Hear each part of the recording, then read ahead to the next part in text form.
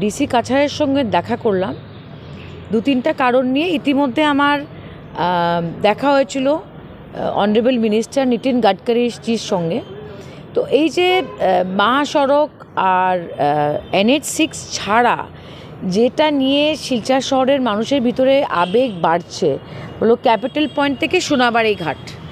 তো এটার মধ্যে নানা রকমের সমস্যা রয়েছে, কারণ NHIDCL বলছে পৌরসভার থেকে যে ড্রেনগুলো বানানো হয়েছে এটা পুরো আনসাইন্টিফিক, যেটার জন্যে জল নিষ্কাশন হবে না।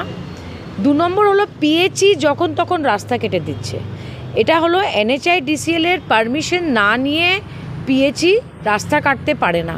তো এইটার জন্য একটা কোঅর্ডিনেশনের দরকার আছে, সেটা আমি ডিসি কাছারকে বলেছি।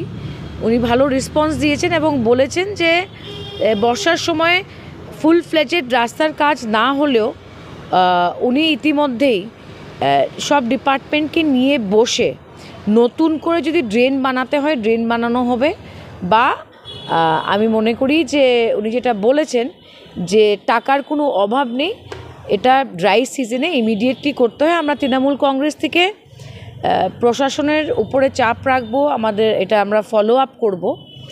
এছাড়া বন্যার যে পরিস্থিতি, প্রশাসন বিভিন্ন জায়গায় 70 রিলিফ ক্যাম্প খোলা হয়েছে এবং রিলিফ ক্যাম্পে যারা আছে ওদেরকেও রিলিফ দেওয়া হচ্ছে, আর যারা হয়তো ওদের বাড়ির চালের উপরে বা রাস্তার উপরে আছে ওদেরকেও রিলিফ দেওয়ার চেষ্টা করা হচ্ছে।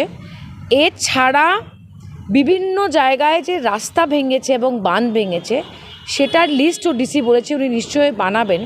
আজকে আমি বদরপুর মাসিমপুর জিপিতে গেছিলাম এবং ওইখানে যে পরিস্থিতি আমি রাস্তাঘাটের দেখলাম, এবং একটা বাঁধ